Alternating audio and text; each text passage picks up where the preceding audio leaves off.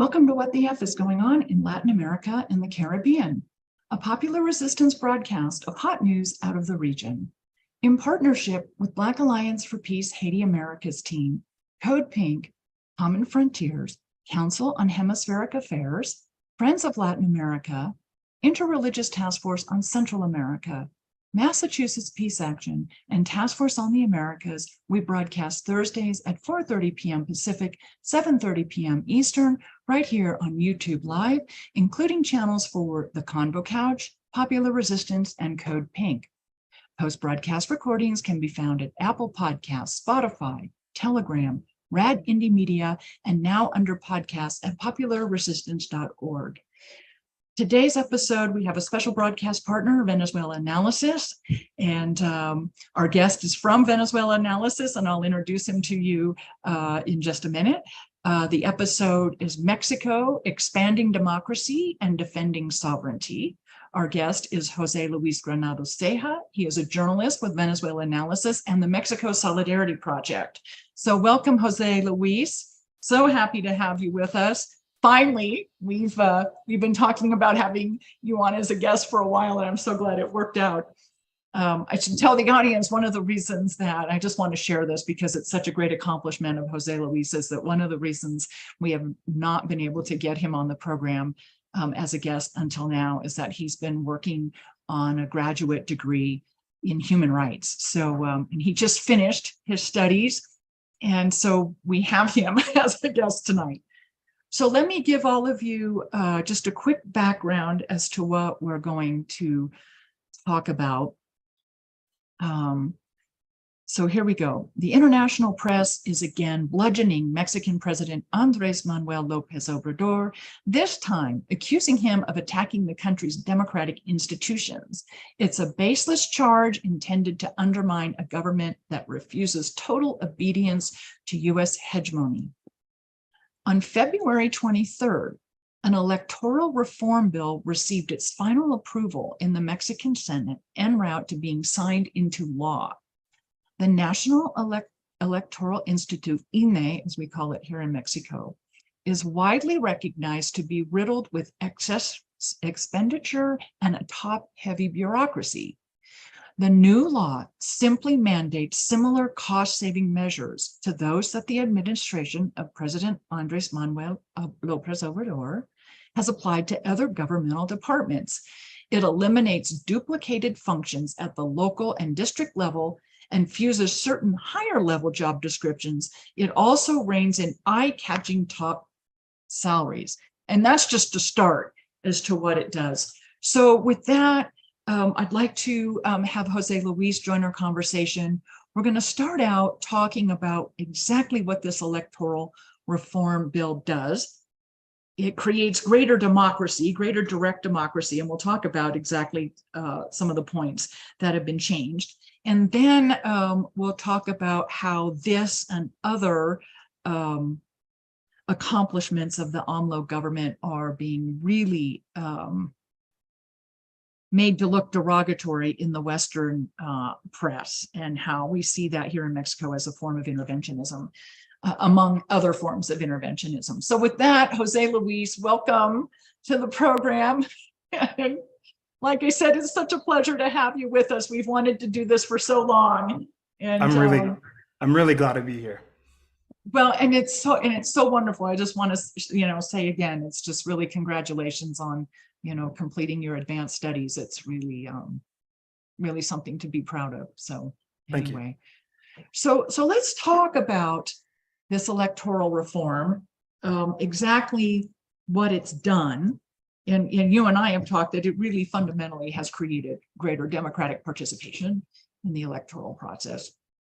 And of course, that is not something the West, particularly the global North, is happy about.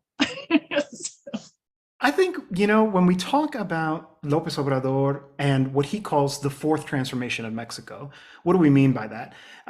So basically, López Obrador tries to position his political project as a grand historical project. And it's the fourth transformation because it's the fourth one to happen historically in Mexico. The first one being the fight for independence, the second one being the reform, the third being the revolution at the beginning of the 20th century, and this one, the Mexico's fourth transformation. And a lot of critics say, well, what does he mean by that? What is he actually saying? Why would this be so significant? And I actually think looking at it through the lens of democracy is actually a pretty good place to start, right? López Obrador's election in 2018 wasn't an ordinary election. It was a breaking point. It was a watershed moment in the sense that we've talked a lot about Mexico previously on this program and in different spaces about being a country that was a young democracy in the sense that, well, yes, Mexico after the Mexican Revolution came to be ruled by the Institutional Revolutionary Party basically for about 70 years. The details of which we don't necessarily have to get into, but very much consolidated. It did become a uniparty. Like yes, we're experiencing, like those of us in the United States are experiencing now. And I think that's important because that has been broken. Exactly. It was pushed one aside into the alternative. And the revolutionary institutional revolutionary party, it's a bit of a weird political beast in the sense that it was a big tent. You had socialists, anarchists, communists involved with it, certainly in the early years. But then I'd like to kind of focus more on sort of the modern period, and let's say about from the 70s onwards. And it was very much a one-party authoritarian state that did not tolerate dissent. We can go back a couple of years, notably 1968. There was this global moment of students mobilizing, and Mexico was no exception. And the way that the Mexican student movement was crushed was militarily, through force, through a mass murder that happened in Tlatelolco. And so that kind of gives you an idea of what Mexico was like under this one-party authoritarian state. And Tlatelolco is an alcaldía, or a section of Mexico City. Just it's this beautiful housing project that was kind of developed back in the 20th century as a means of trying to facilitate urban growth in a very specific way. It's a very interesting neighborhood. I think a lot of people who come to Mexico don't get to visit. So if people are watching, I recommend to come check it out. But anyway, so in the sense that kind of represents what Mexico was like. And obviously there was a movement to democratize the country. But this movement was one that was always complex in the sense that it sought not just, one person, one vote, universal suffrage, multi-party elections, but sought to make Mexico a country democratic in a more complete sense, which is that this is a wealthy country. Mexico is incredibly resource rich. It shares a border with the largest economy in the world, and somehow we have pervasive poverty. Why is that? Because we were ruled by a one-party authoritarian state, and there are people who were fighting in the streets through advocacy organizations, through mobilizations, through popular pressure, international appeals, et cetera, to see a change. Now, that change ultimately did come, but it was incomplete in 2000. So in 2000, we saw the first time the PRI lose the presidency. And at the time, the winner was Vicente Fox of the right-wing National Action Party. Now, you should always kind of have an asterisk next to this, because truth be told, if there wasn't fraud in 1988, it's very likely that we would have seen a change in the leadership of Mexico. But again, this was the darkest days of Mexico's authoritarian past. And Vicente Fox kind of rode a wave of discontent and promised to consolidate Mexico's transition into a democracy.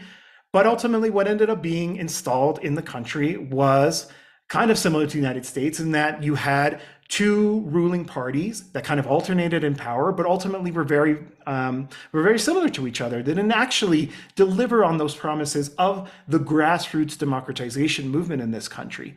And so, there was a back and forth.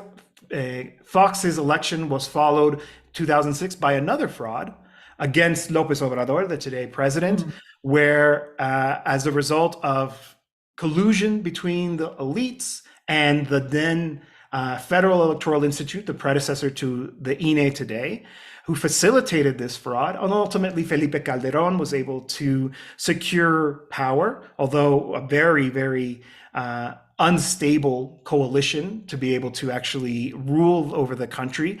I think in a lot of ways, the security situation that Mexico is living in is a result of that fraud. Just as an aside, Felipe Calderon is the one who launched this so-called war on drugs inside of Mexico, the war against the cartels, which has produced the security situation that we're living in to this date. But anyway, so like I said, to fast forward a little bit, we get to 2018, López Obrador wins in a landslide, more than 50% of the vote. Mexico doesn't have 2 rounds of election. It's a first past the post, whoever wins a plurality of votes. But even in that case, López Obrador wins an impressive mandate, the strongest mandate in Mexico's modern history, and also is accompanied by a strong majority in the Congress.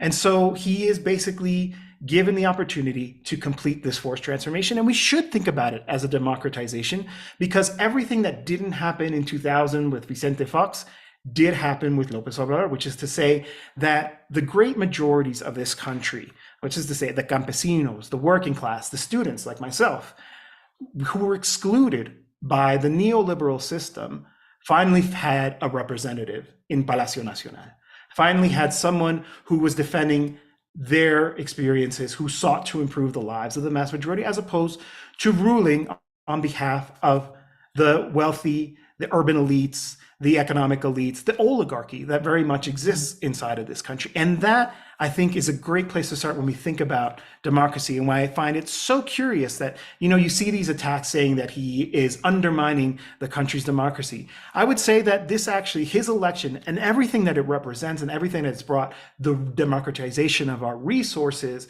the spreading of the wealth, the funneling of support to students, to seniors, all of that too needs to be understood as an act of democracy, and how we should evaluate this government. Just because he doesn't fall into the categories that the intelligentsia would like a so-called leftist leader to fall into, doesn't mean that the project isn't something that is profoundly transforming the country. It's happening very much in the Latin American way, right? I think what's one of the things that I've been exploring in my studies is that I think a lot of analysts, a lot of pundits, they simply lack the framework to truly understand what's happening in this country. And so they decide, because they're so wedded to their ideology, to attack the government, saying it's not democratic, when the truth is, a lot of what's happening here is stuff to be excited about.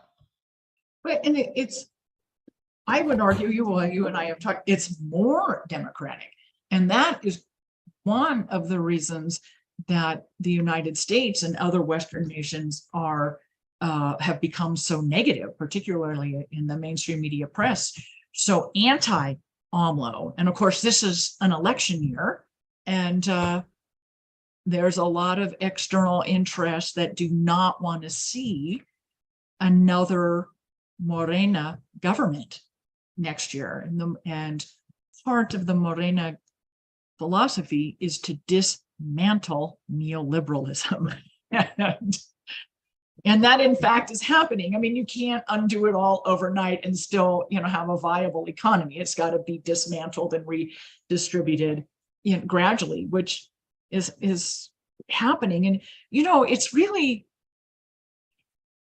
fascinating to me and somewhat disappointing that there is not more focus on Mexico from the global north, from the US and Canada, particularly, which you and I are very familiar with, both of those countries.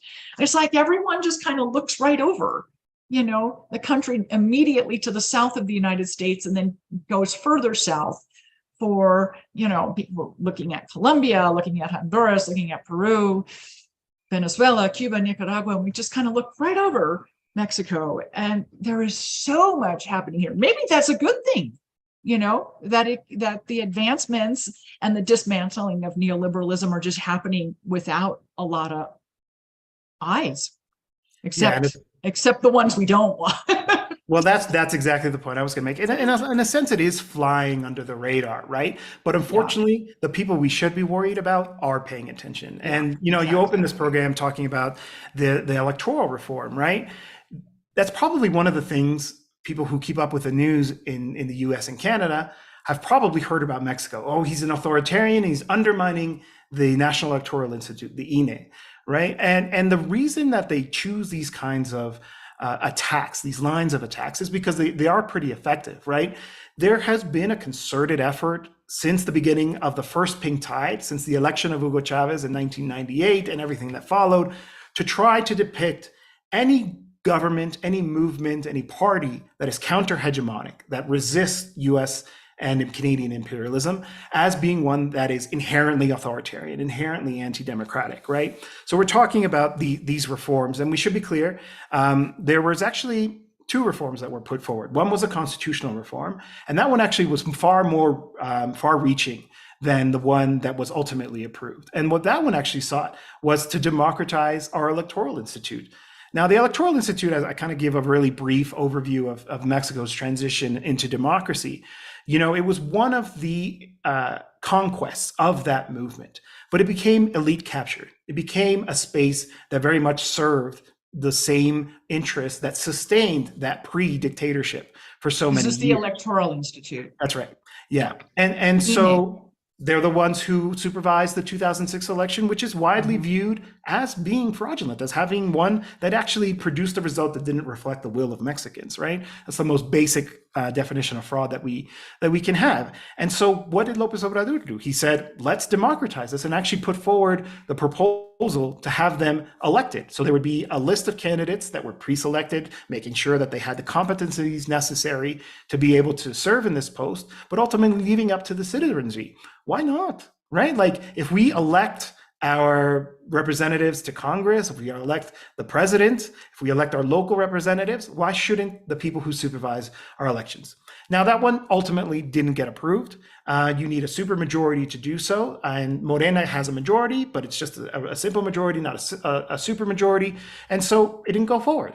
So what came around was Plan B, and this is the one that you mentioned, and it was pretty simple. It's actually kind of amusing to read the responses of the pundits, because what did it say? It was basically a reorganization of the institute. It sought to facilitate voting for marginalized groups, so people who are jailed, people who live abroad, right? People who experience different barriers to being able to participate. Disabled right? people, seniors, and youth. Exactly. Young people have now been, Yeah, and yet, because this happened under the context of a very sharp political disagreement with the then head of the National Electoral Institute, Lorenzo Córdoba, it was billed as this idea of trying to weaken Mexico's independent institutions, right?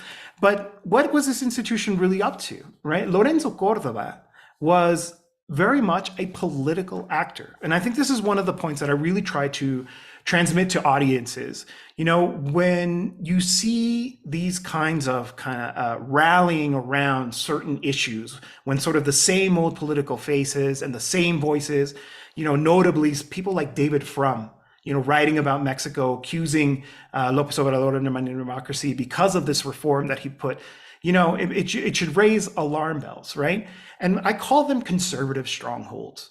Places like the INE and the judicial branch of government here in Mexico become these spaces where the conservatives, having lost political power, run away and take refuge. So they take refuge in these strongholds and then use their ability inside to influence to then attack the democratically elected government.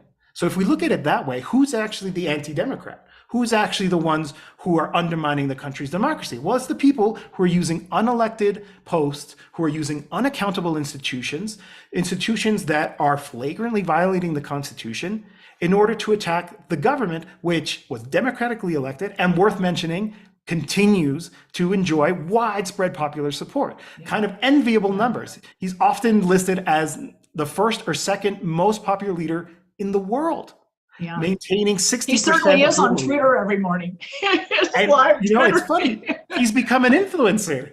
It's I think there was a study that the broadcast, so López Obrador does a morning news conference, usually lasts around 2 hours, sometimes longer, every day, Monday to Friday, at 6, 7 in the morning. Yeah. And it's so widely viewed on social media that he's now number 7 in terms of global audience in the Spanish Isn't speaking that world. amazing? Yeah. Right. And so that too is So, often used. Oh, look at this strongman, this caudillo. He's, lecturing from his bully pulpit. When it's actually, imagine that. Imagine if we had the ability as journalists to really interrogate the president every day yeah. on whatever issue you want, right? That's Yeah. that's And also it's positive and negative, you know, but Absolutely. it And there does are also people allow the who are president to get out in front of the news cycle every day. Oh Too. yeah, and there are people who are very antagonistic who show up and they grill Yeah. him, and he handles it, right? One Yeah. final thing Yeah. about the reform, right? So this reform was put forward, it was approved, but again, I talked about these conservative strongholds. The reform, the second one, the Plan B, has been suspended at this point. So the Supreme Court officially ruled to suspend the implementation of this law for a lot of reasons, but for me, I think the key thing to take away is that, again, we're seeing pressure being put on the judicial branch in order to ensure the same privileges that always existed in this country remain in place, and these kinds of reforms aren't changed. There's been a change at the top as well at the INE, at the National Electoral Institute. Lorenzo Cordova, this man I said, who was openly hostile towards the president, was forced to step down at the end of his term, and now there's a new leadership there, which is, I think, so far has shown itself to be more willing to accommodate itself to what essentially is the demands of the majority in this country as expressed through its political system.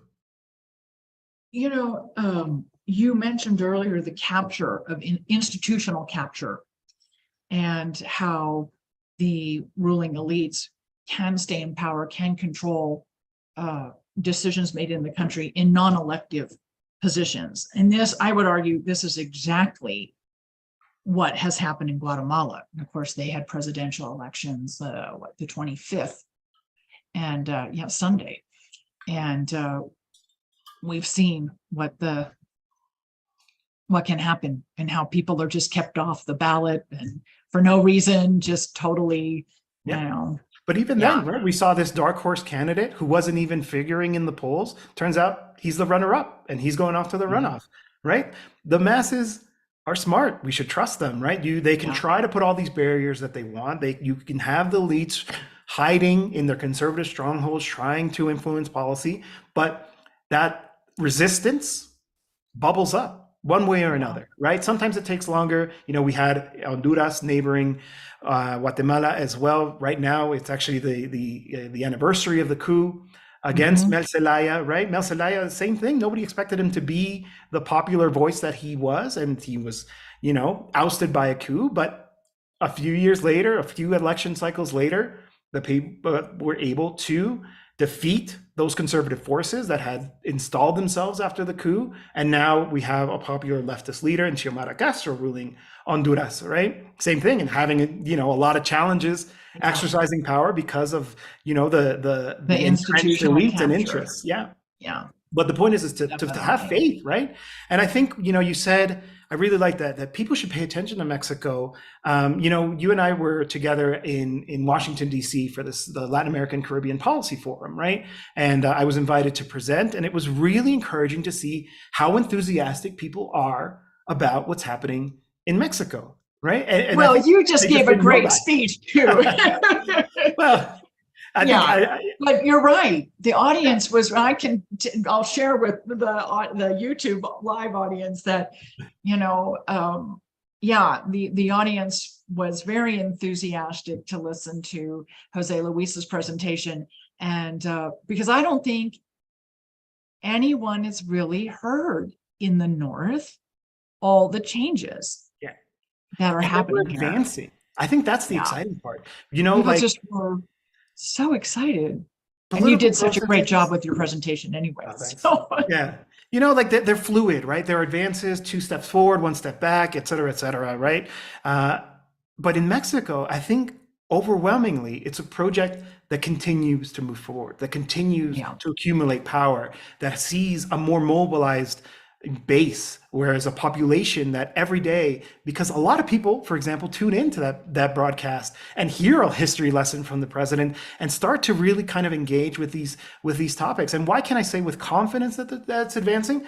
Well, We just had gubernatorial elections in the single most important state in the country. So the state of Mexico is a part of the republic, and it surrounds Mexico City on three sides. It's very important economically. It's the second most important jurisdiction in the country,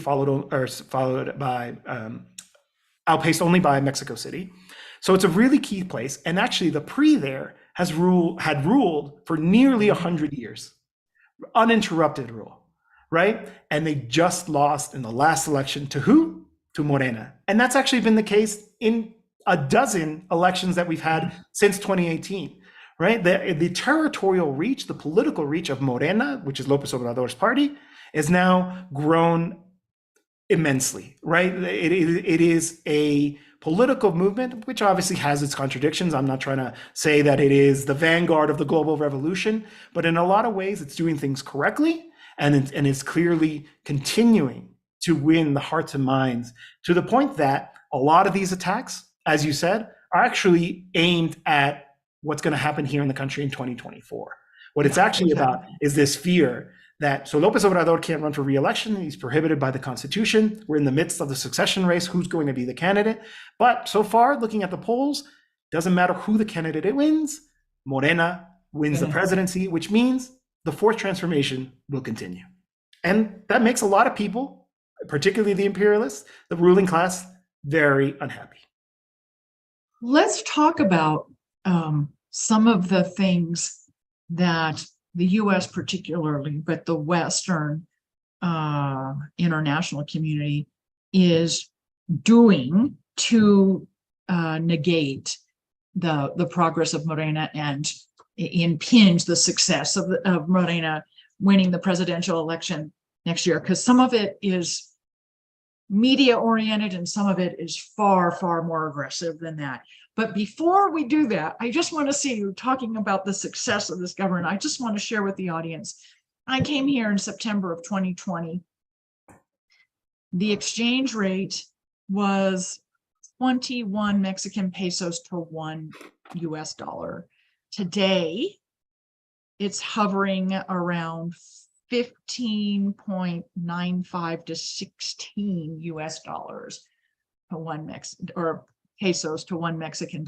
So throughout this, I want to bring this up with the audience because this is a post-pandemic recovery. And to show, I mean, that's a pretty big, strengthening of the Mexican peso, especially coming out of the pandemic environment. And it also illustrates to the entire world, in my opinion, that public investment, that state-managed infrastructure, natural resources, doesn't cause debt. It has strengthened the economy and the currency. I mean, it's phenomenal. And I don't think we frame it that way enough, and just sheer economics, that this is not, a government or economic philosophy to be afraid of. It should be embraced in the success that, So anyway, I just wanted to give that, a little. Oh, absolutely. I think, because we don't Mexico talk about the success of the economy. is absolutely a success story in economic terms. I think a lot of these kind of counter-hegemonic projects ultimately are, as long as they're left to actually be able to exercise its sovereignty and pursues an independent course. I think about Bolivia as well. Bolivia, in terms of its economic indicators, is probably the strongest economy in all of South America. Mexico is doing really well. And I think it's because there is a certain ideological component to neoliberalism, right? This idea that there is no alternative, that neoliberalism is the only thing that will be able to bring well-being to the people. And obviously, you can't fool us in Latin America. Like this was the testing ground for neoliberalism in a lot of ways, right? From Chile all the way through Mexico. I talked about the PRI's one-party authoritarian dictatorship. Well, that meant that in the 80s, when the PRI made that neoliberal turn, when it just started becoming a party of neoliberal technocrats of the Chicago Boys style economic policy, forced this kind of political program, economic program on the country, and it delivered none of the promises that they said that they would. People who are old enough to remember the debates around the free trade agreement in Mexico in the 90s will remember that the pitch to the country was, we're going to become a first world country if we sign this deal. And what did we get instead? We had the countryside totally abandoned. We saw a deliberate effort to privatize the vast majority of state-owned industries, key commanding heights of the economy, like the oil sector, were deliberately left to rust, basically to relegated to a junior position. There was a bet on the maquiladoras, which is export-oriented, cheap labor. And sure, okay, the unemployment numbers went down, but what kind of jobs were actually being, delivered under this? And so, we had over 30 years of this. And when López Obrador came in, and I think there's political lessons there as well, it was a radical change. It's like, no, we're going to rescue the state-owned electricity company. We're going to rescue the state-owned oil company. We're going to invest in infrastructure projects in parts of the country that had We're been going to nationalize more, our lithium fields. Exactly, right? Like, and Yeah. sort of, these are big changes, right? And Yeah. like these means, These are things that the global North neoliberals don't. Yeah, and that's why there's all this negative attack on AMLO, the country, the government, I think about, like, for all example, of you that support the project. Your listeners in the U.S., right, who went through a transition from Republicans to Democrats, and as Biden promised before, he actually entered the White House, nothing fundamentally would change. Nothing fundamentally changed. But in Mexico, a lot of things fundamentally changed, right? Massive expansion of social programs, more investment than ever before in terms of people-centered programs, cash transfers, scholarships, new universities, right? Like I said, a reorientation of the national economy away from neoliberal orthodoxy to one that is state-led economic development, using Pemex, the state oil company, as a motor of development to say, this is a place like where we can use the wealth of the nation to fund roads so that products can get to market, to build hospitals, to finish. There were over 100 hospitals that were left incomplete by previous governments, and the government said, we're gonna finish these, and we're gonna try to improve our healthcare system. I think a lot of times we can talk about sort of like the big picture, and one of the things I like to do is kind of talk about my personal experience, because nobody can deny my lived experience, right? I'm a 30-something-year-old, born here in Mexico, but basically as a result of neoliberalism, my family had no choice but to leave to try to find opportunity elsewhere. But I made the decision to come back in 2018 in order to, really contribute, to put in whatever I could to the transformation happening in this country through my profession as a journalist. But I've also taken advantage of the opportunities, right? I did my master's program in human rights, right? It's a program focused on an anti-imperialist lens of human rights, sort of not that liberal notion that you hear from people from the inter-American human rights system, right?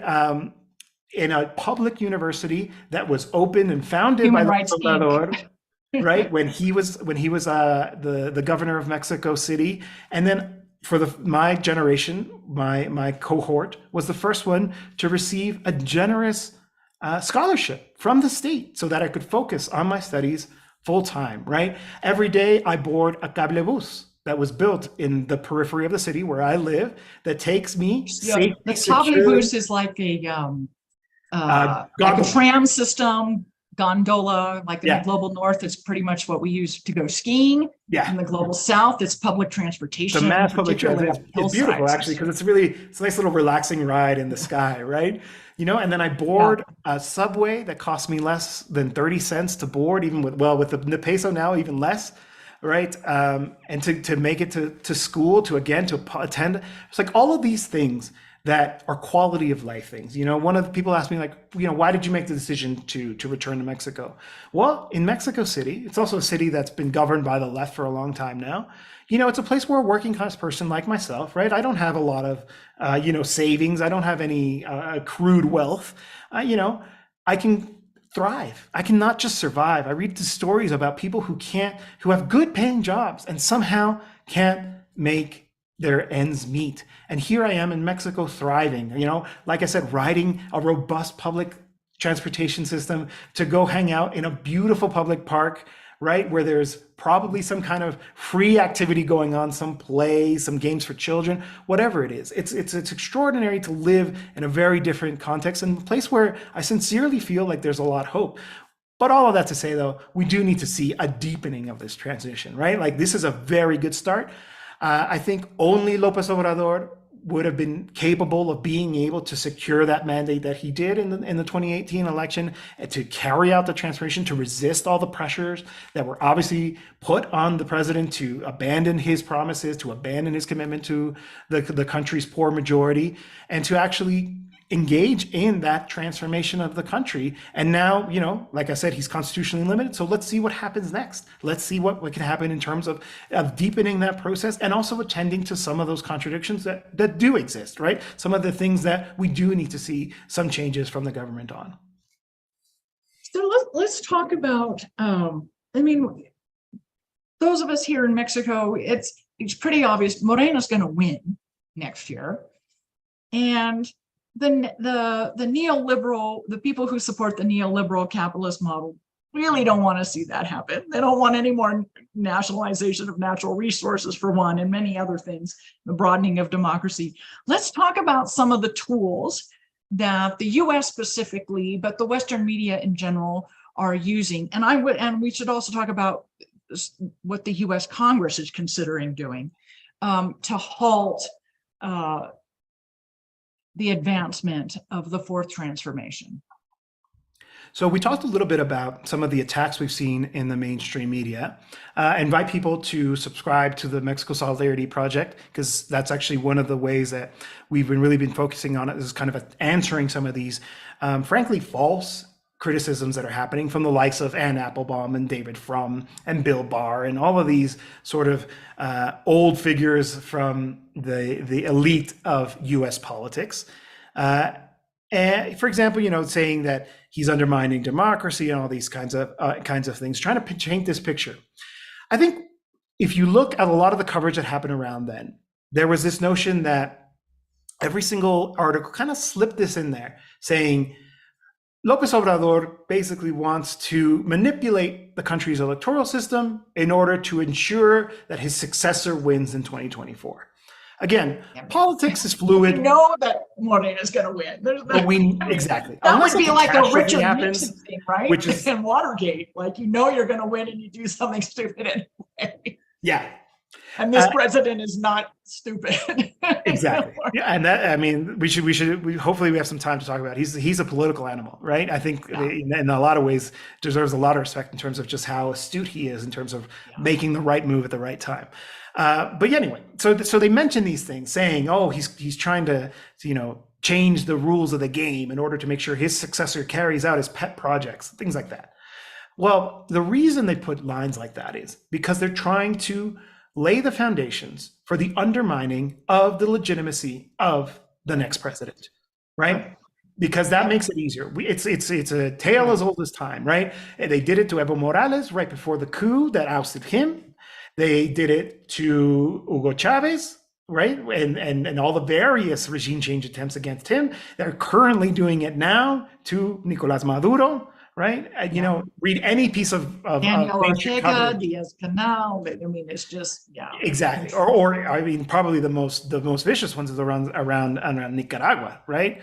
This just and then it just gets repeated. Tell a lie enough times and it becomes the truth. They don't even try to substantiate. 2018 was a fraudulent election. So that's kind of what they're trying to do. They're basically trying to say post 2024. that election was not legitimate, therefore we can implement unilateral coercive measures, also known as sanctions, or we can apply tariffs, or we can undermine their place in the diplomatic community, et cetera, right? It's a political strategy to try to weaken the next government, which is most likely to be Morena. But the more worrisome one that I think that also demands a lot of attention and has been getting a lot of attention is this threat of unilateral military action by the United States Armed Forces inside Mexico, which we should be clear, and I always say it at the beginning anytime I touch on this, that's an act of war, right? Yeah. People talk about this as if it's just, oh, it's a simple drone strike. We're just going to take out the labs. No, you can't engage in unilateral military action on a sovereign country. It's a violation of their sovereignty. An act by your armed forces is an act of war. Let's be clear about that. Now, what's going on here? Why is this happening? Well, we can actually trace this back to the Trump presidency. And if we look at when this idea was kind of first came to light publicly, it was actually in Mark Esper's book. So he served as Secretary of Defense very briefly for Trump. And he wrote about it in his memoir about his time in the Trump cabinet.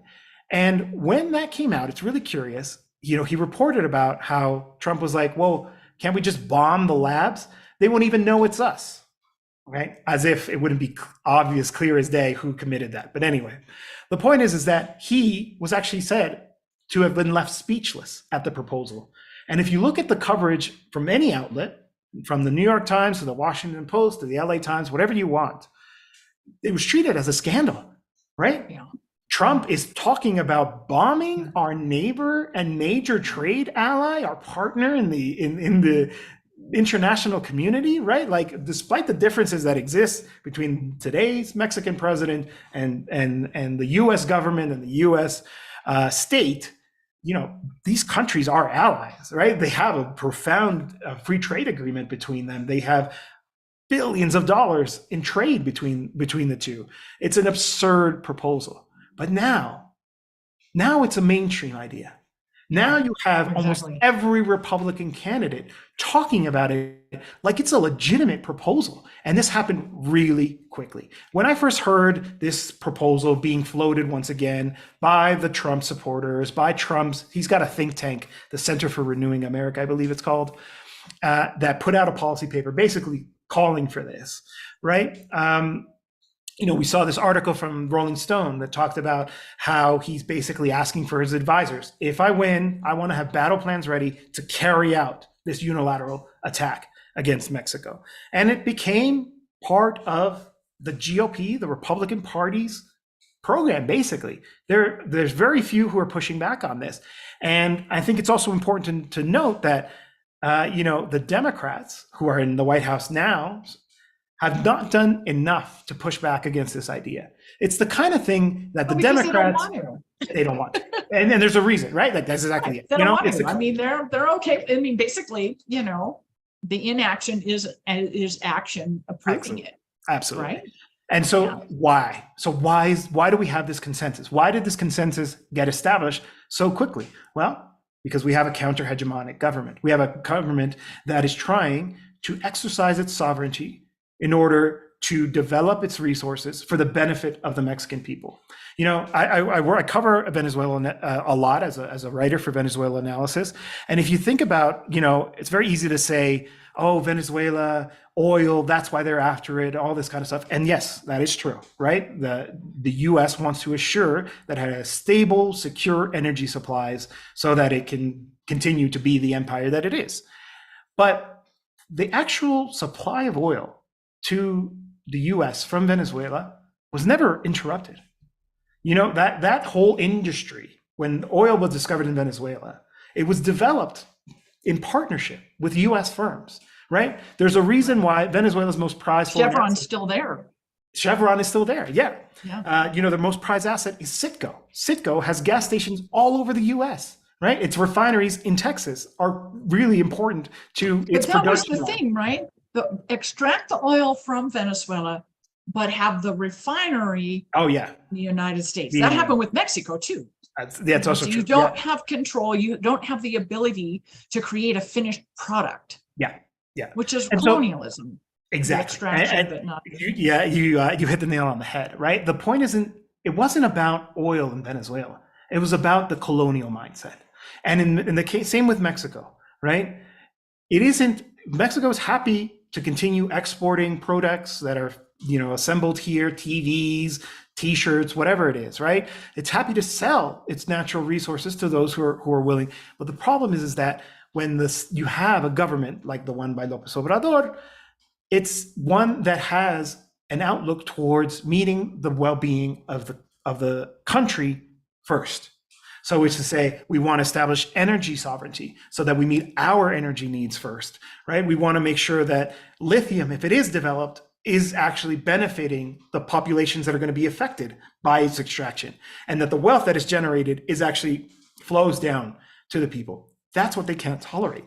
They can't tolerate that a country would exercise its sovereignty in a means that would actually favor the vast majority instead of these powerful elites, right? That's what it's actually about. And so when you see these kinds of threats, why the Democrats don't push back, is because we may eventually be in a situation where they're talking about, those radical socialists down in Mexico doing this and that. They're authoritarians. They have an out of control cartel organized crime problem. Therefore, we need to bring them democracy. And that's when you see the sanctions. And that's when you see the support for the opposition. And that's when you see these efforts to isolate them internationally. That's when you see for, accusations of human rights violations, et cetera, et cetera. These are all tools. It's the same playbook since 1945. Exactly. That the whole world knows and has read and understands. And that, so like those military threats, right? Like if it does come to pass, God willing, it doesn't, right? Like we should be clear about this. I should say about this, right? It would be an act of war, but it would also it would rain violence on this country, right? Like the cartels aren't out there wearing uniforms saying, "Hey, I'm an element of the organized crime group. Here's my lab," right? Like if they do engage, let's say drone strikes, they'll just build more labs, right? How many civilians are going to die because bombs are falling from drones? Let's talk about the cartels for a second, just for the audience, because this is really, really important, because there is a desire in the US Congress to label the cartels here in Mexico as terrorist cells. Yeah. If that law passes, that opens up a whole new toolbox for the United States. Yeah. It's a vital first step. If they're going to carry out this. You can't even imagine what that would do. And what we're seeing in Mexico now, in response to even just that talk coming out of DC in labeling these cartels terrorists, now we're seeing this black market sale of US military grade weapons that are supposed to be going to Ukraine but are coming right back to the Western Hemisphere and being sold to the cartels to defend themselves. It's just happens all the time though. This is when the US starts spinning this narrative, this is exactly how it starts unfolding. Exactly. And there is a lot of pressure. So the designation actually comes from the State Department. It could happen with the stroke of the pen. And there's a lot of pressure from people like Lindsey Graham, he's the first one that comes to mind, Dan Crenshaw, to make this designation, because this designation is a vital first step towards a future military action. Like we could conceivably see US boots invading Mexico on the ground, right? It's an absurd notion. And there's it's not really absurd. Because those of us here have been watching this unfold. Yeah. It's not the first place it's happened. In the States, it just sounds like, wow, that's just completely wild. We're going to invade our neighbor. But the rhetoric has been developing and unfolding. Yeah. I would say since like fall of 2021, and most certainly spring of 22 with the lithium nationalization of the lithium and Yeah. And there's a couple of things that I think electricity grid and all of that is just getting more and more. Yeah. Is to kind of understand why. One thing is certainly, what about this foreign terrorist organization designation? Why is there so much noise around this? So why I think we'd have to take it back. Why is a lot of the fentanyl that is part of the very real opioid crisis that does very much exist in the United States coming from Mexico? Well, back in 2018, the State Department asked China to reclassify some of the chemicals used to make fentanyl and its precursors. So they did, they complied. They said, okay, these are now restricted items, but as long as there's a demand, as long as people want to continue to consume synthetic opioids, to continue to get high off of them, then organized crime elements will figure out a way to get there. So what happened? That same product, instead of going literally through the mail and shipping containers, as it did previously, directly into the US, now goes into Mexico where it's smuggled in, right? And important point here, it's smuggled in by US citizens. There's this notion, the business is US based. Yeah.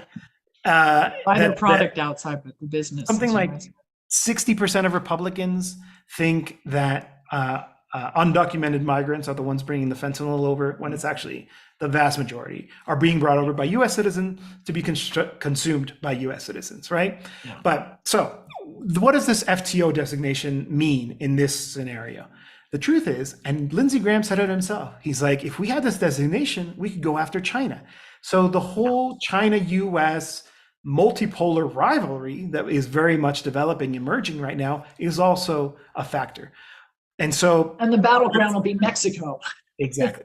And then the second thing, which is that I think is also really important, is that, it's a sad feature of US politics that racism often plays a role in elections, right? We can go back to the Southern strategy by the Republicans, right? The dog whistles and all these kind of stuff. But with the arrival of Trump in 2016, and I always like to remind people of this, literally launched his campaign the very first day. He's like, I want to be president, by attacking Mexicans using racist rhetoric, right? If we remember, he said they're rapists and they're not bad hombres, et cetera, et cetera. We remember that speech. Now, that was very useful in that election. It rallied his base. I am willing to bet that he wouldn't have become the candidate had he not used racism to rally his base, to win that support and get the Republican nomination. Obviously, there was a lot of other factors, but I think that was a key thing. And it was very effective. But that's only effective for a certain amount of time and to a point, right? And so he was able to drum up all this fear around immigration and migrants and Mexicans in particular, and about the wall, et cetera, et cetera. But now, this is kind of a logical, in a kind of a twisted way, extension of that same kind of thinking, which is to say, so now I can't sell you this idea of a boogeyman Mexican coming over to take your job and kidnap your children or whatever, and engage in violent acts. What they can do now is say, your neighbor, your son, your uncle who overdosed on fentanyl, it's the fault of the Mexicans. Right? And that becomes a very useful tool to mobilize. And it's something that López Obrador has called out. He said himself, he's like, he's really overt about it. Mexico's going to become a piñata. And that's exactly what's happening, right? It's useful to them, but obviously comes at a price, right? And I do think that it's important for people to pay attention to this, because it'll probably be one of the leading issues, at least when it comes to international relations, in this upcoming race. And my hope is that we'll actually see some pressure so that the Democrats, if they claim to be friends with Mexico, will actually start to resist. Unlikely, given their record, but that's also the duty of all of the the Mexican and Mexican American population inside the US as well, to try to resist these ideas. Yeah. And they are being mobilized. Yeah. I mean, there's a fabulous Institute of National Political Formation that exists now in Mexico. And it's really, this is what a really strong movement that has turned into a political party is capable of doing. It's the education. Yeah. And not just political formation, but educating the population about exactly what the bills are, what resources are available. It's not just about, why you should support the fourth transformation, but it's like, there's whole episodes on the social security system. There's whole episodes on, educational scholarships, just to let people know, what the government has created and how to use those new programs and infrastructure and how to ride the cablebus, which has been a life changer for you. I think I think that's one of the things for people in the States, the cablebus or the cable bus is like, and I mentioned this earlier, it's like, a gondola system, a tram system. But for someone like Jose Luis, who would have to like walk from your house to the nearest metro station or take a bicycle, grab a cab, whatever, which is additional expense to get to the metro station. Now you have this cable car system that it's right. I'm happy to say I wrote it a couple weeks ago. It connects right in to the terminus of the metro station, and you just get off the train and you walk over and get on the cable system. I mean, it's like taking 20, 30 minutes off your commute one week. Yeah. So you've regained an hour of personal time. Yep. In your life. That's what I mean about quality. It's life. I mean, it literally has changed, how you navigate your day. Yeah. Yeah. I mean, it's really phenomenal. Yeah. I mean, and the access to the advanced education. I mean, it's just exactly right. Yeah, or like the rescue of the electricity system means that we've just finished going through a really severe heat wave. Right? We saw temperatures that we hadn't seen in a really long time in Mexico City. Yeah. The electricity system held out. Right? Yeah. Can we say that was the case everywhere in the world? No, right? No. And part of that is because there is now this kind of a different conception around what kind of economy are we trying to build, right? Who is it oriented towards? Are we building, let's take the electricity system. Under Peña Nieto, the previous government, there was an effort to privatize it using green technology, right? Mm. They gave these sweetheart deals to these transnational firms to build so-called green energy plants that were onerous on the state. Right, the state electricity company had to give them preference and buy first the energy developed by these private wind farms, right, before it could use the state-owned generators, right. So it was a subsidy to private companies. Now that's changed. The idea is, but the energy produced didn't even stay in Mexico. Yeah, and it was sent up north. Yep. So again, the whole colonial thing will extract, and then for the benefit of the north and. The finished product doesn't stay in the country. Yeah. And what's on the flip side? López Obrador, a few months ago, buys a bunch of generators from Iberdrola, a Spanish transnational firm, and says, and now more than a majority of the energy generated is now by state-owned generating companies. So and the lights stayed on. And keep the price subsidized and affordable, right? I pay 75 pesos a month for electricity. What is that in dollars?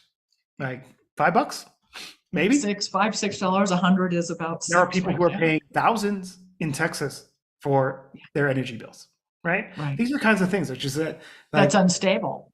Yeah. We should use our country's resources for the well-being of its citizens. It's not that complicated of a concept. We talked about defending democracy, expanding democracy, defending sovereignty. That's also what sovereignty means, right? Sovereignty means being able to take those decisions. It means being able to have the democratic mandate to do it, right? And I'm excited to see what happens next. Well, I am too. And a whole lot of people living in Mexico, the Mexican citizens, really, it's a very, very exciting moment in Mexico's history, and it's profound, and you can feel it on the streets with people, regardless of politics. I mean, I know what people say in the media and how they, act within their own political roles and stuff, but you can really feel it on the street. Yeah. Especially if you go to a rally. I know you've been to a few. I always like to share the clip of the end of the March 18th rally. So López Obrador called for a demonstration on March 18th. That's actually the anniversary of the expropriation of the oil industry by Lázaro Cárdenas in 1938. And in a way, it was a response to his critics, right? We opened the show talking about these reforms. Well, and the week before were those really overt threats from the United States. Yeah, as well. So he addressed that. Yep, exactly. And so Joe, he was, kind of under attack. He was being called an authoritarian. There was these calls for unilateral military action, and the opposition was able to mobilize its supporters around this issue. And I think one of the key things that I would say, it's not just been about the improvements, but actually sort of the political mobilizations to get people on the streets on the basis of the need to defend this project. And that's what we have been seeing. Talking about this March 18th one, that was very much a response to this. And I think it's important to always mention this. The ones that are pro-government rallies have always been bigger and larger and louder and more enthusiastic than the opposition rallies, right? If it's a question of the battle of the streets, the left has won. And we can say that with confidence. So at this demonstration, the Zócalo, which is the main big public square at the center heart of Mexico City, and all of the adjoining streets just overflowing with people. And at the end of that demonstration, right, López Obrador gives a fiery call out saying no to intervention, yes to sovereignty, right? Yeah. Imagine being in a crowd of 500,000 people chanting, we're not anyone's colony. We are no one's colony. Right? Yeah. That's important. That's that builds political consciousness. It gives me goosebumps, right? To be in that moment because. But this is what happens when you're threatening. These threats are coming from the exterior, and it's made people really, I think, even more what has happened in Mexico since 2018 with Morena in power, but also. This always backfires on the United States. It has created a stronger sense of national sovereignty, of nationality. People are like, we are Mexican. You cannot tell us it. We are our own people, our own history, our own culture, our own nation of people. Yeah, and it's made that even stronger. For that reason. Threats.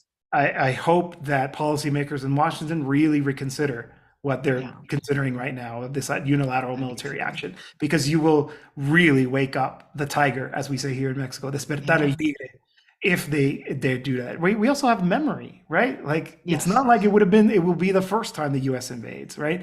And there is, we talked about the International Formation Institute, right? Just the other day, there was a webinar on the resistance by Venezuela to U.S. imperialism and how we should take that as a model to say that we must defend our sovereignty, we must defend our territory, we defend our political project.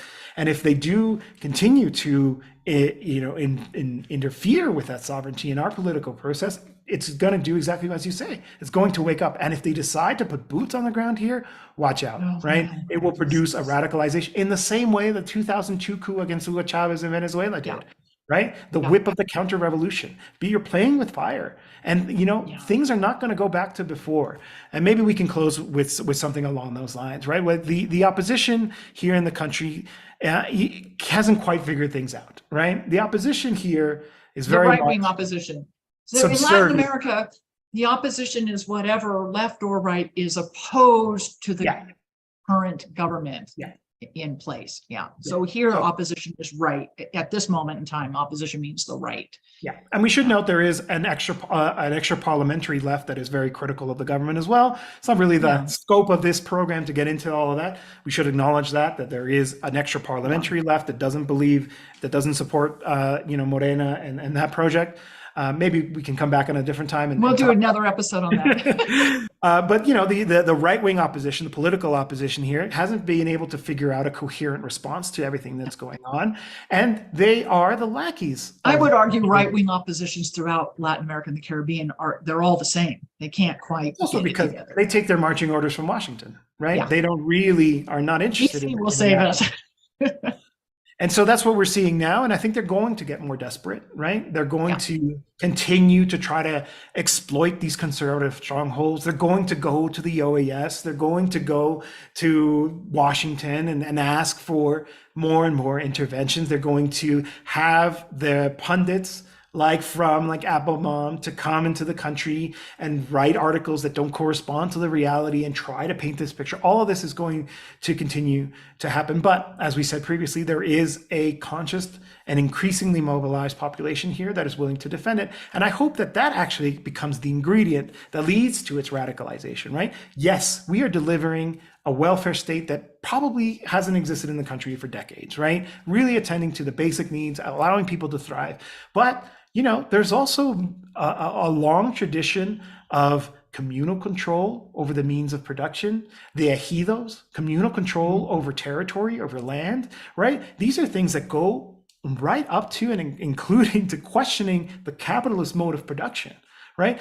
López Obrador's project is not a socialist project, right? But there are socialists inside of his party. There are socialists in his movement. The base is a very left-wing base.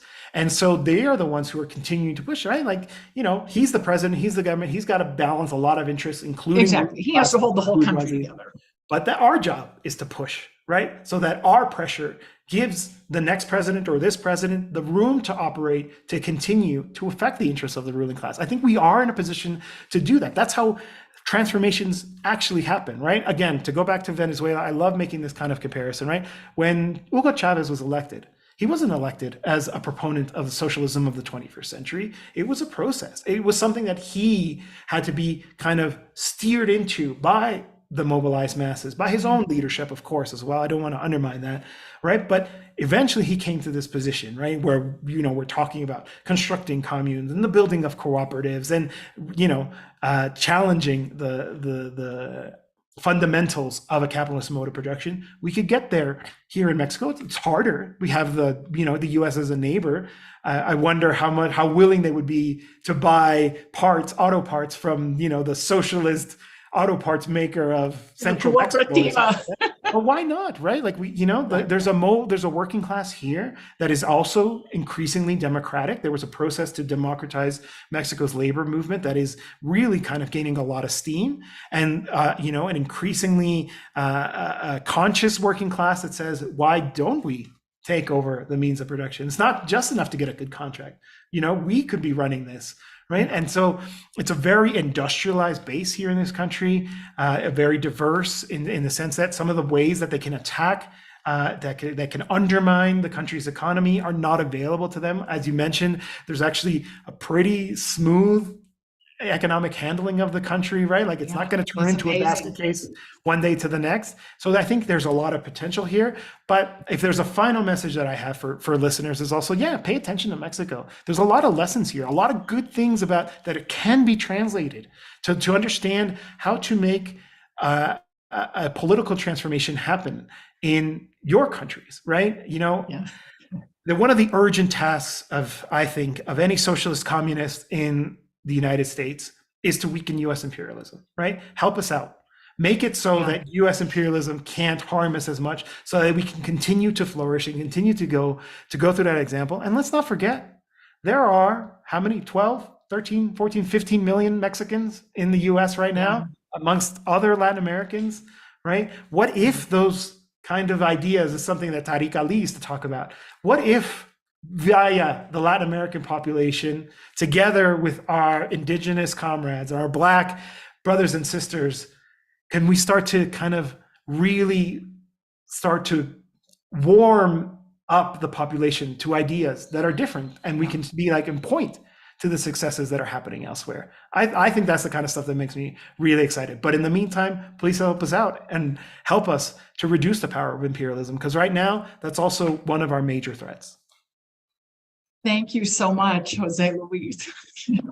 What a great conversation. I just want to keep talking. We're going to have you come back. I've got notes for like 3 or 4 more episodes to do. Anytime. All these different themes. But this thing about what you're alluding to, the change for Latin America and the Caribbean in large part is going to rest on change inside the United States. And I will just share with the audience, because the audience knows, and I have you've done some of this travel with me. Invariably, when we are on an election observation delegation, human rights delegation, social justice delegation, independent travel, somewhere along that trip itinerary, someone is going to say to you, whether it's in a formal meeting, a taxi cab, buying your sandia on the street. I was going to say Sandino. Someone's going to say to those of us from the global north, go home and fix your own country first. The rest of us will benefit. And so what you're saying is, there needs to be a transformation within the United States, and end this imperialist domination of the world, so that all of you in Mexico can breathe and continue with your sovereign project.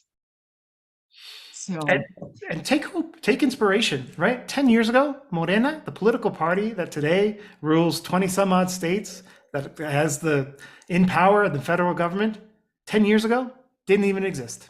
right. And It wasn't now, possible to have a successful third party. Could nope. only have the duopoly. Well, guess what? And here So we all are. you watching back in the States, yes, third party is possible. Yeah, that may If be it comes out of a large social labor movement where you have a really large base of voters who can bring the movement into power. It is possible. It takes a lot of work, and it doesn't happen overnight. It took 14 years for Morena to come to power. So it's not, an overnight fix. It takes a lot of work, but it is possible. Yep. And we're seeing the fruits of all that labor today. It's really exciting. So before I let you go, Jose Luis, I want to share, I had almost a little Freudian slip in saying sandia, which is watermelon. You get watermelon on the shit. I almost said sandino. And the reason I almost said sandino is because tomorrow I leave for Nicaragua. So for our audience, I just want to share this with you, that I will be in Nicaragua the entire month of July.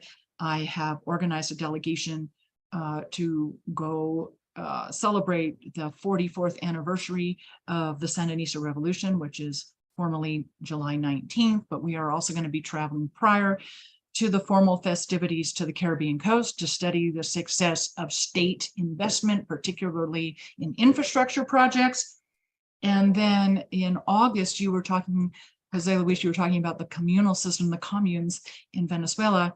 I will be spending August in Venezuela on a delegation to study the commune system, and then we'll be doing some other journalism projects from Venezuela as well, and hopefully Jose Luis will be there to work on those projects.